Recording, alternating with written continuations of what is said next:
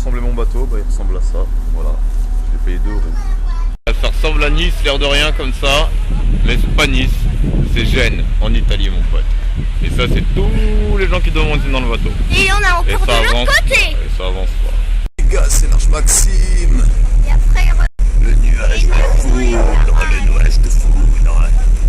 Produit du football ce soir. Mon frère, il va tirer devant lui. Le tir à effet. Le tir à effet ultime. Le tir à effet ultime. Allez. Ah, c'est pas fini, il y a encore de l'effet. On voit pas sur la caméra de toute façon. Si. On voit un peu, si. Yeah, il a réussi. Oh.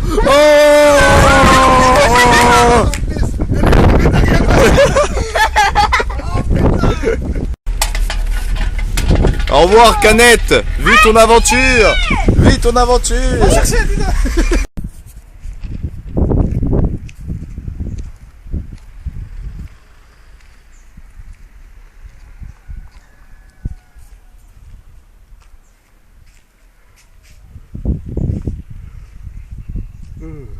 Eh bien bonjour, bonsoir, salut à toutes et à tous, Moussaillant, ici Raiger. Vous me retrouvez aujourd'hui sans mon bâton et sans mon chapeau, parce que mon chapeau il est complètement défoncé et mon bâton il serait pas passé à la douane parce que c'est une arme de destruction massive. Mais vous me retrouvez ici à Douga, en Tunisie, et je vais préciser, je vais bien essayer à chaque vidéo que je tournerai ici, parce que oui, j'ai prévu de continuer les vidéos, je vous en parlerai un peu plus tard, mais les reviews notamment, normalement c'est censé se faire. Bah, je vais essayer de changer de décor. Hein. Donc là, pour l'instant, les murs blancs, ils vont péter. Je suis sûr que je vais être enterré dans un cercueil blanc, fait avec des murs blancs. Et oui, j'ai ma feuille, hein, parce que le scan, je l'ai lu, mais j'ai pas pu l'avoir sous les yeux pour faire la review. Donc dès que j'ai lu et je suis rentré, en gros là où je dors, j'ai tout noté sur une feuille, tout ce qui me passait par la tête, tout ce dont je me rappelais. Donc si j'oublie de parler de certains points, c'est tout à fait normal, bah, parce que il y a eu pas mal de choses, mais je vais surtout parler des choses qui m'ont le plus marqué, qui m'ont le plus intéressé, et ceux dont j'arrive à me souvenir. Le scan 796 est un scan d'environ 17 pages, essentiellement basé sur l'humour, donc j'ai beaucoup ri pendant ce scan, hein. Je l'ai beaucoup aimé aussi, hein. Je le dis tout de suite maintenant, j'ai beaucoup ri, je l'ai beaucoup aimé, et ce que j'ai bien aimé, c'est que les choses commencent à évoluer, on commence à se déplacer, que ce soit pour Dressrosa, que ce soit pour les Vauriens, que ce soit pour l'équipage, que ce soit pour tout le monde, quoi, même pour Bellamy, pour la marine, tout le monde se met à bouger. Et les gros points sont les suivants, bah, en gros il y a Tsuru et Sengoku qui arrivent à Dressrosa. Riku remonte sur le trône et son héritière est Rebecca, c'était logique. Et le fils réveille et comme je l'ai dit plus tôt, l'équipage au chapeau de paille se met donc en mouvement. Et je suis face au soleil, donc ça évite le contre-jour, mais ça explose les yeux d'une puissance ultime, quoi. Tu veux pas te mettre là, le nuage vite fait, tu peux pas revenir. S'il n'y a pas d'intro, c'est que j'ai prévu d'en faire une nouvelle. En fait, pour ceux qui ne le sauraient pas, les intros je les fais pas par rapport à si je les aime ou pas, en fait je les fais par rapport à comment je me ressens, c'est une sorte de saison, on va dire, les intros, c'est comme pour moi, c'est comme pour des saisons. Donc je sais pas si je vais changer de musique, je sais pas si je vais remettre l'ancienne, mais tout ce que je sais, c'est que les images vont changer. Ouais, elle n'est pas restée longtemps, l'autre intro. D'autres projets pour vous. Donc une mini-aventure de mon voyage en Tunisie, enfin je pense, quand je dis mini-aventure, ça va pas être ma vie, hein, ça va surtout être, je pense, un petit délire que je vais me taper, un petit scénario, je pense, une autre pour mon voyage au Portugal, parce que oui, je vais aller au Portugal. Une petite hypothèse sur mon troisième personnage préféré, donc je vais vous laisser le plaisir d'essayer de vous rappeler de qui il s'agit. L'analyse des lunettes de Doflamingo à refaire, parce qu'apparemment je l'avais faite, moi j'étais assez content, mais certaines personnes ça n'a pas plu, donc je vais recommencer, je vais vraiment expliquer tout comme si j'étais un prof d'école de A à Z, et un roleplay avec un groupe d'abonnés qui normalement débutera en septembre, et où je dois d'ailleurs commencer le scénario. Si tout se passe bien, je devrais l'avoir commencé quand vous regarderez cette vidéo. Voilà, c'est pour les projets des vidéos. Entendu, il a mis un nuage devant le soleil, j'arrive pas à y croire. Nous allons commencer cette review en parlant du premier point, le fait que la marine a des renforts.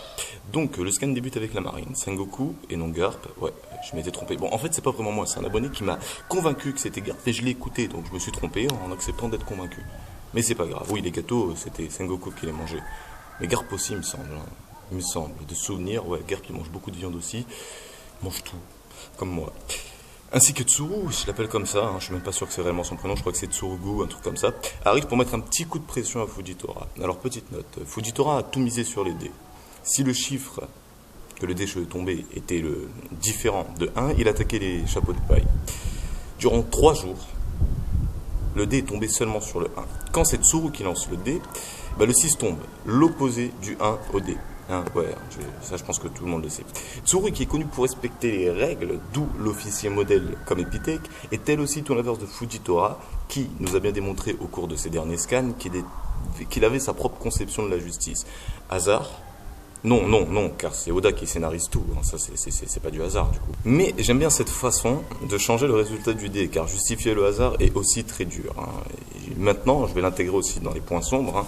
Il fait aussi partie des points sombres des scénaristes pour moi. Donc là, je parle pas comme si j'étais un professionnel, je parle de mon point de vue personnel, de ma propre expérience que j'ai faite en regardant différents films, différentes séries. Parce qu'il n'y a pas que One Piece dans la vie, et regarder d'autres choses vous permet en plus de faire une meilleure critique de One Piece et de vraiment voir si l'œuvre est bien ou pas. Et elle est vraiment bien. Donc il fait partie des points sombres des scénaristes, hein, comme le temps, l'espace, l'amnésie, et donc le hasard. Il peut aussi tout justifier. Avec le hasard, on peut dire tout. On peut tout justifier. Pourquoi Riger il est en Tunisie? Parce que comme par hasard, il s'est fait kidnapper, il arrive en Tunisie. Mais quel hasard! Le hasard, il peut tout justifier. Il peut justifier comment un héros gagne, il peut justifier comment un héros trouve un trésor, il peut justifier comment un héros trouve un endroit, trouve un autre personnage. Le hasard peut tout justifier. Mais du fait que le lanceur change, et que le soleil revient, et qu'il a un autre but, le dé le suit et l'appuie dans son objectif. Ce n'est pas du hasard mais du destin. Et comme le manga parle énormément de destin, comme il y a beaucoup de choses en rapport avec le destin, les dés, le fait que Luffy ait rencontré Robin, tout ça, Sanji, Tatati, All Blue, Zef qui rencontre Sanji qui a le même rêve que lui, voilà, le destin il est très présent dans One Piece. Bah, justement, le hasard est donc justifié plutôt par un destin que par autre chose. En résumé, bah, j'ai bien aimé cette scène. Ouais, tout ça pour dire ça, mais franchement j'ai bien aimé en fait cette façon en fait d'avancer, parce que Fujitora il voulait vraiment laisser les chapeaux de paille en fait, hein, c'est de son point de vue, même s'il a reçu l'ordre de prendre leur tête, il avait envie de les laisser s'enfuir, tout ça. Et le fait que Tsuru, qui a un autre objectif, c'est-à-dire justement d'attraper les chapeaux de paille, ou qui juge qu'il faut attraper les chapeaux de paille, quand c'est elle qui lance le dé, bah, le dé appuie son choix, et du coup, le hasard non, le destin plutôt, les dieux comme il dit, c'est eux, le destin a choisi leur sort, entre guillemets. Je sais plus s'il dit exactement ça, mais je me rappelle qu'il dit une punchline par rapport à ça qui était justement très belle, mais que j'ai oublié. Voilà, c'est tout ce que j'ai à dire par rapport à ça pour le moment. Donc on va passer au point suivant. Le roi Riku a finalement recouvré son trône. Recouvré. Alors franchement je sais pas du tout ce que ça veut exactement dire, mais ce mot je l'ai appris il y a un an maintenant, et je l'utilise dès que j'en ai l'occasion parce que j'ai aucune idée de comment en servir. Mais je ne vais pas m'arrêter pour dire que c'est trop bien. Le roi qui avait perdu sa place à cause de Doflamingo, maintenant que Doflamingo a perdu, le roi retrouve sa place, tout est bien qui finit bien. Mais je vais m'arrêter sur son héritière Rebecca. C'était logique, hein, même avec une culture misérable comme la mienne, j'ai réussi à le comprendre tout de suite. Pourquoi pas Viola ou Kyros? Bah pour Viola c'est simple, comme elle n'est pas l'aînée de sa famille, c'était Scarlett, elle n'est pas considérée comme héritière. Si sa sœur n'avait pas eu d'enfant, oui, mais là non. Kyros, bah c'est à peu près pareil, hein. Certes il a épousé Scarlett, qui était l'héritière légitime avant sa mort, mais pour qu'une personne soit nommée roi alors qu'elle ne fait pas partie de la lignée royale, elle doit épouser une personne justement de la lignée royale et être couronnée à ses côtés. Donc il doit y avoir le sacrement de Scarlett, la reine, aux côtés de son mari qui deviendra roi. Regardez Game of Thrones. Pourquoi est-ce que les Bolton doivent épouser une Stark? Pourquoi? Et donc on arrive à Rebecca. Rebecca, aînée de l'héritière, a légitimement droit à son trône. Mais c'est pas tout, hein, c'est pas tout. Hein. Il y a aussi un truc un peu plus symbolique. Dorénavant, le peuple de Dressrosa souhaite vivre en paix. Ne plus attaquer, ne plus se faire attaquer et réussir à se défendre quand il se fait attaquer. Ne plus faire couler le sang. Et un seul personnage a le même caractère. Ah bah Rebecca, la gladiatrice invaincue qui, je rappelle, n'a jamais été blessée au Colisée, durant ses 99 combats, et n'a jamais blessé personne. Donc cette façon de penser, cette façon de faire, bah, ça colle très bien avec ce que le peuple souhaite. Et donc Rebecca est pour moi limite la personne qui devrait gouverner ce nouveau royaume, Peace and Love. Mais ça change rien au fait que je la déteste. Bon, Sabo est parti, je suis deg, mais parlons d'autre chose. C'est ce que dit Luffy en gros. Hein. Du coup, même l'auteur veut passer à autre chose. Si c'est pas un signe pour dire que même lui, il en avait ras le cul de Sabo. Non, bon, je sais pas ce qu'il a dans la tête, Oda. Hein. Je suis pas son père ou sa mère. Mais j'aime bien le fait qu'on passe à autre chose, personnellement. Et le réveil de Luffy, en fait, il le fait très bien. Je vais pas parler de Bartholomew qui confirme bien qu'il ne rentrera pas dans l'équipage avec la scène des lumières qui était très drôle, j'ai bien aimé, mais on voit bien que Bartholomew est dans son propre délire à lui et que l'équipage au chapeau de paille l'ignore vraiment, qui sont dans une autre dimension par rapport à Bartholomew. Mais je vais plutôt parler du fait que Bellamy se rapproche dangereusement du poste de 10e Nakama. La scène humoristique avec lui m'a plu. Bah oui, j'ai trouvé ça drôle personnellement. le fait qu'il se dispute avec là, ouais, pourquoi tu m'as pas laissé mourir, ah ouais, si tu veux mourir, tu peux y aller, maintenant que tu m'as sauvé, que je suis en pleine forme, j'ai plus envie de mourir, bref, voilà. Parce que le personnage est resté fidèle à lui-même, mais il s'est intégré dans ce côté humour que chaque membre d'équipage, pour moi, doit avoir. Un humour où les membres de l'équipage participent. Comme je l'ai dit plus tôt, Bartholoméo, je dis pas que c'est pas drôle, hein, je rigole à chaque fois qu'il fait ce genre de scène, même si ça saoule de temps en temps. Mais Bartholoméo, comme je l'ai dit plus tôt, il est dans son propre délire à lui, quoi. Par contre, Bellamy, avec cette petite scène, il s'intègre. Alors certes, c'est avec Lao, mais Lao qui est un allié, qui fait limite presque partie de l'équipage, qui est plutôt une seconde branche de l'équipage. Et même Zoro qui intervient en disant « Ah, vous n'avez pas à vous disputer maintenant », on voit bien que l'équipage rigole avec lui, entre guillemets. On rigole avec Bellamy, et cet humour participe avec l'équipage. Et c'est une chose que j'ai vue avec très peu de personnages, avec Kinemon, Momonosuke, Lao, la feuille qui s'envole, César, Viola aussi, et maintenant Bellamy. Bon, pour argumenter un peu plus sur le fait que Bellamy s'approche dangereusement de ce poste d'équipage, sans pour autant dire parce qu'on a rigolé avec lui, ce qu'il fait, c'est qu'il suit l'équipage. Mais contrairement à Lao et aux samouraïs qui ont signé un CDD, je rappelle, Lao vaincre Kaido et les samouraïs aller à Azu puis à Wano, Bellamy le suit sans trop savoir où aller, sans trop savoir ce qu'il va faire plus tard. Donc voilà, c'est-à-dire qu'il pourrait très bien rejoindre l'équipage, dire c'est bon, je me suis enfui avec vous, vous m'avez sauvé la vie, je me suis enfui avec vous, je rejoins l'équipage, voilà, les filles pourraient lui demander, et Bellamy pourrait accepter ou refuser au début, puis accepter, bref, peu importe, on verra bien. Mais il reste quand même la possibilité que Bellamy, une fois parti de Dressrosa, dise ciao au chapeau de paille, du style je vous remercie beaucoup, mais blablabla, blablabla, moi je m'en vais, tatati tatata, et qui, pour vivre sa propre aventure, ou putain le soleil me fait mal, ou tout simplement pour rejoindre l'équipage de Bartholoméo, bref, pour vivre son propre aventure de son côté.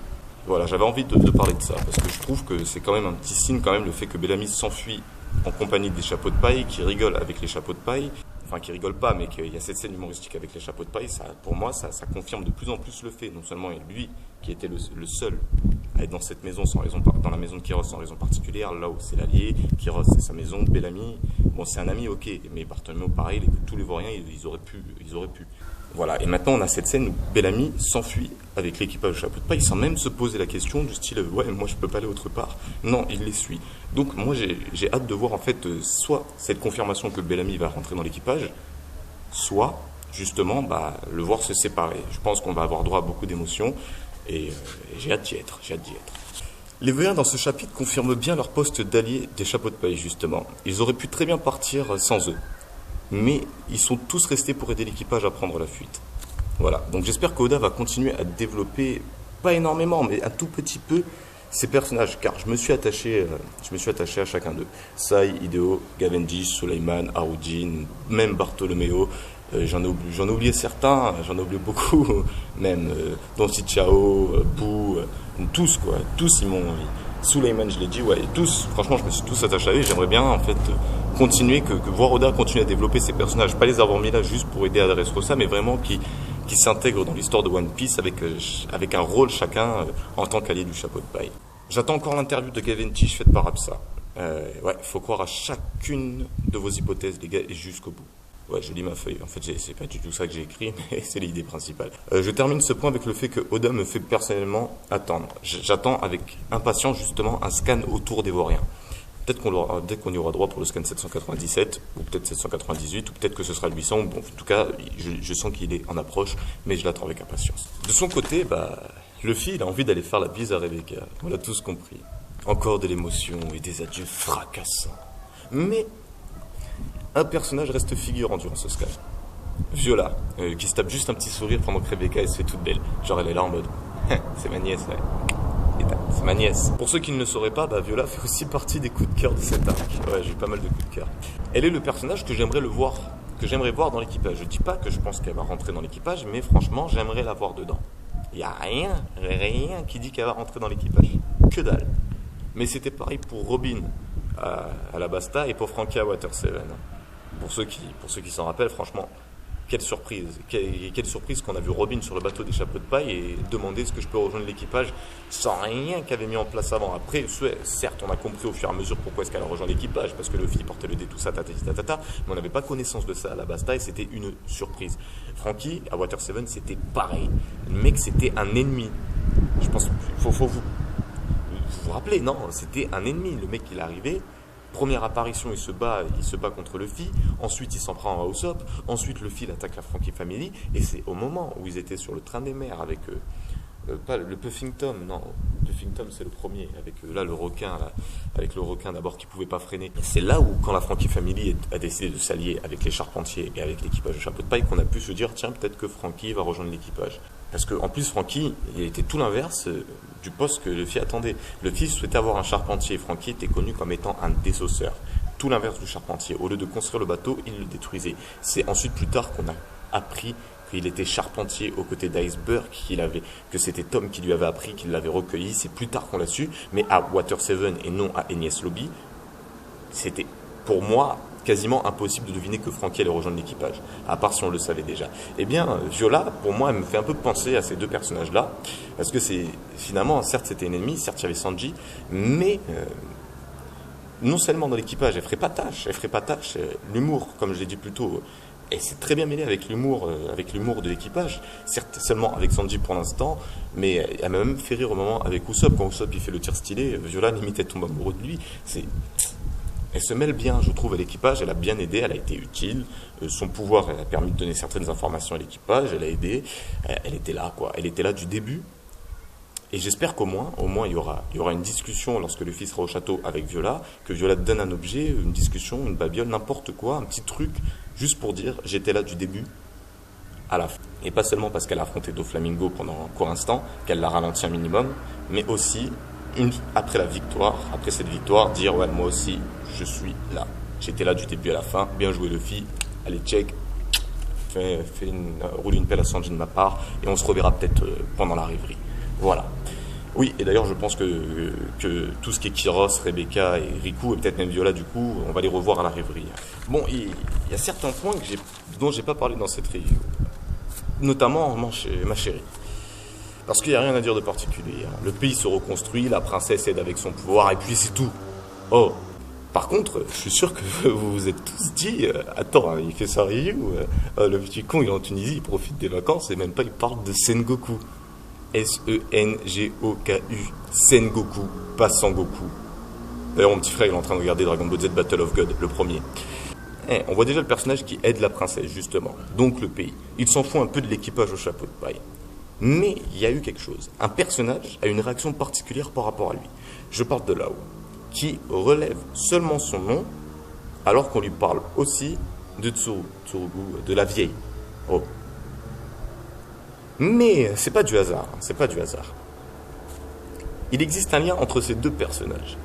Un personnage qu'on a tous adoré, qu'on a tous kiffé. Rosinante. Corazza. Le mec qui ressemble à Joker de Batman. Le mec qui a mangé le fruit du calme. L'équipage de Tsuru chassait un équipage sous les ordres de Sengoku. Il devait sûrement chercher Lao et son équipage. Pour les arrêter, je pense pas. Donc c'est parti, on va essayer de conclure cette review avec une hypothèse. C'est parti. Lorsqu'un utilisateur d'un fruit du démon meurt, son fruit réapparaît. Lao, et je dis ça de mémoire, Lao est le seul personnage qui, dans son passé, a eu un mentor, a eu quelqu'un qui est mort, et qui avait un fruit du démon. Les deux seuls autres personnages à avoir eu un fruit du démon et être mort dans le manga, c'est Ace et Barbe Blanche. Et aussi le vieux qui a fait les poupées qui sont devenus potes avec Ener, mais lui on s'en fout un peu. Parce qu'il fait partie d'une mini-aventure et qui était surtout concentré sur Ener, mais ça pourrait être marrant de revoir quelqu'un qui a ce fruit. Du coup, la question que je me pose, il est passé où son fruit ? Il est où ? T'es passé où le fruit du calme ? En plus t'étais trop stylé. T'as exactement été utilisé comme je m'y attendais en mode Assassin's Creed, c'était trop stylé, putain de merde. Ouais, j'ai envie de me remater cette scène, je l'ai trouvé trop stylé quoi, Rosinante dans cette scène. Bref, quand il attaque Barrel Diez, là, qui avait le fruit, justement le OPOP Nomi. En général, les fruits qu'on a vus, justement, le fruit des flammes a été récupéré par Sabo. Et le fruit des secousses, le fruit des vibrations, le fruit du tremblement, par Barbe Noire. Du coup, il est logique de penser que le fruit de Rosinante pourrait avoir un héritier. Sengoku, qui était proche de lui, aurait pu le récupérer. Il aurait aussi pu avoir connaissance de ce lien avec Lao, avec une lettre, avec n'importe quoi, avec un rapport de mission, n'importe quelle bêtise, n'importe quel truc de Rosinante qui expliquerait là où un petit enfant, fais attention à lui si je meurs, s'il te plaît, je l'aime bien, il mérite d'avoir une meilleure vie, voilà. Sengoku, il pourrait chercher à rencontrer Lao, peut-être pour lui parler justement du fruit du calme, lui dire il y a lui là-bas, il a le fruit du calme, ou parce qu'il a récupéré et souhaiterait lui donner, ou juste pour avoir une discussion avec lui pour n'importe quoi. Je pense pas que Sengoku a pour but de capturer Lao, parce que c'est un inspecteur et il n'a plus de raison de capturer les pirates. Maintenant, lui, il inspecte les bateaux, il voit comment chaque base évolue, tout ça, il entraîne le garde qui l'entraîne, tout ça. Ils sont plus en mode justicier, ils sont plutôt en mode entraîneur, coach. Voilà, c'est plus des coachs, Sengoku et Garp maintenant. Et ce que je vous dis, cette hypothèse-là, ce qui me plaît particulièrement dans le fait que Sengoku pourrait chercher à rencontrer Lao par rapport au fruit du calme, ça expliquerait pourquoi est-ce qu'il a eu besoin de Tsuru, qui fait partie de la même génération que lui. Pourquoi est-ce qu'il cherchait un équipage qui n'est pas le chapeau de paille, parce que je ne vois pas ce qu'il voudrait au chapeau de paille, mais peut-être que c'est eux, c'est soit je me trompe complètement. Et pourquoi est-ce que Lao relèverait seulement son nom? Ça expliquerait tout. Et maintenant, on va passer au rattrapage. Donc c'est quoi rattrapage? J'avais une hypothèse que j'ai pas partagée dans ma review précédente parce que j'ai été vraiment pris par le temps. Non seulement je travaillais, mais en plus de ça, juste ensuite j'ai eu un voyage et j'avais pas de connexion internet stable. Et à chaque fois que je me servais de mon ordinateur, il y avait quelqu'un qui était là pour l'éteindre. Bref. Ce que je vous ai pas partagé, c'est Shanks. C'est une hypothèse sur Shanks. Alors je vais pas dire qu'il va mourir. Ça je l'ai déjà dit et j'y crois toujours. Mais sur pourquoi est-ce que Kaido ne s'est pas rendu à Marineford? Alors, comme on le sait, Kaido souhaitait aller à Marineford, mais Shanks s'est interposé. Qu'est-ce qui a bien pu se passer? Comme on peut le noter, ensuite Shanks revient, il n'y a aucune blessure, ni sur son bateau, ni sur un de ses membres d'équipage, ni même sur lui, en mode aucun pépère. Donc on peut juger qu'il a seulement discuté avec Kaido. Kaido, on l'a vu qu'une seule fois, mais on a vu qu'il aimait que les gens tiennent leurs promesses. Doflamingo lui avait promis des smiles, il n'en a plus, maintenant il veut le défoncer. Alors pourquoi est-ce que Kaido aurait refusé d'aller à Marineford suite à sa rencontre avec Shanks, sachant qu'apparemment il en veut au fait que Barbe Blanche soit mort? Donc pourquoi est-ce qu'il en veut à Barbe Blanche d'être mort? Eh bien je pense que Barbe Blanche était l'un des seuls pirates capables de rivaliser avec Kaido.